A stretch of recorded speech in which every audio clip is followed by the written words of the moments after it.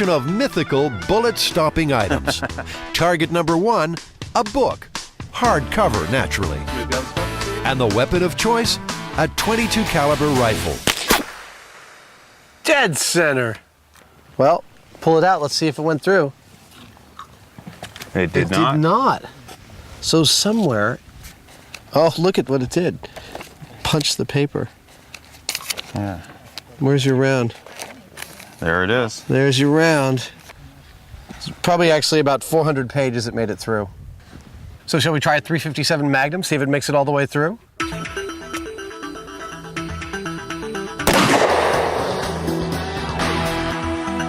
I even hit it? Over the top. Over the top. Well, that's pretty lame. Another round. This test reveals Adam would struggle to hit the side of a barn.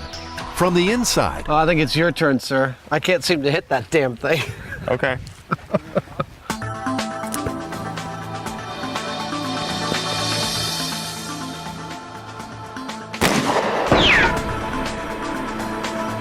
Well, let's see what it did. All right. Oh, went all the way through. Okay, right. so A book won't stop at .357 Magnum, but I've never considered a book to be really body armor anyway. our next target, a deck of cards.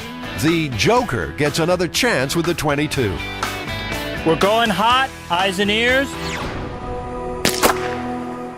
good shot, Adam. Thank you, Uncle Jamie.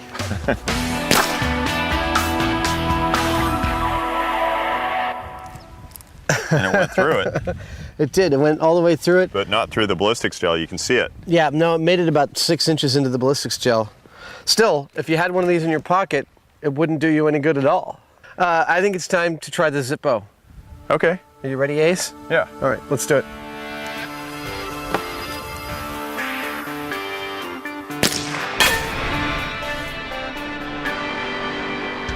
Looks like you hit it pretty good.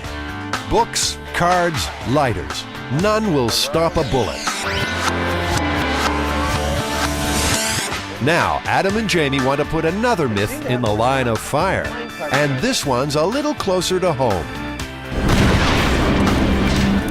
Every time the Mythbusters have made something go bang, they've done so from behind the safety of a high impact resistant plastic screen. But how safe were they? Were the Mythbusters living their own myth? There we go. All right, ready. Yeah, well, last season, Jamie, we protected ourselves from a whole bunch of our experiments using this 1/4-inch polycarbonate, which you told us all was actually bulletproof, and it's not. I don't recall it that way. You know, that was 1/4-inch polycarbonate, and I never said that 1/4-inch was bulletproof. Oh, I believe that the very next cut in this segment is you saying bulletproof from last season. It'll stop a bullet, it'll stop all sorts of shrapnel, and I just love this stuff. Well, not exactly. It'll stop a bullet. Well, what Just- were you thinking? It can't stop a bullet, so it's not bulletproof. That plastic is a bulletproof plastic when it's used in appropriate thicknesses and arrangements. Anyway, we've got a sheet up there of what we had in our blast chamber, and we're going to fire some bullets at it and see how bulletproof it actually is. So our first shot is going to be at the 1/4-inch polycarbonate. Yep. And we'll see what it does. You know, it most likely, my guess is it'll shatter. Well, and that's why I think you should take the first shot, farm boy, and show us how bulletproof it actually is. So, All right. have at it. To test the stopping power of their blast screen, they'll use the .22. Did you miss it? It looks like it. Oh, look at that. Yeah, the bullet went right through. It's worth remembering the guys aren't actually being shot at in their experiments, but it's got them wondering what they should be behind if they ever are. Not even remotely bulletproof. Okay, well, let's try the real thing. Let's do the real thing. This stuff is rated bullet resistant. Again, they're using the .22. Okay, I'm firing. Wow. It's a little high. All of a sudden he's like, yeah, it's a little high. Yeah, that definitely stopped it. The bullet hasn't even penetrated halfway. Once again, they pull out the .357 Magnum. Well, that looks almost like a bullseye. Wow. Look, it's like completely encased in the plastic. Oh, that is really cool. So the 357 Magnum didn't penetrate the bulletproof glass either.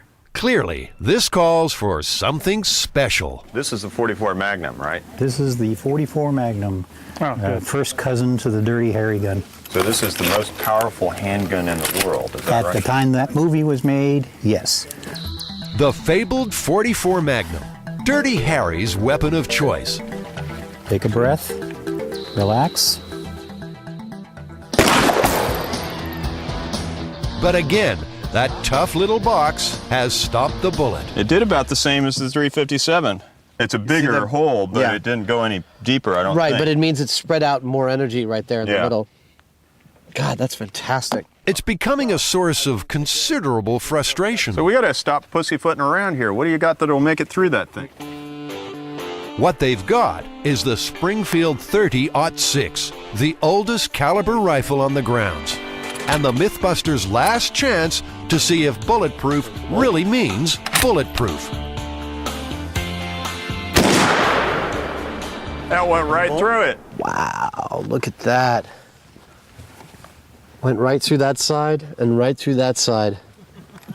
It didn't even make the thing jump. Wow. You know, this stuff is pretty impressive what it did with the handguns. It's exactly what they rated it for. It's not made for a high-powered rifle. Yeah, well, and we were using the highest powered thing they had on site today. Yeah.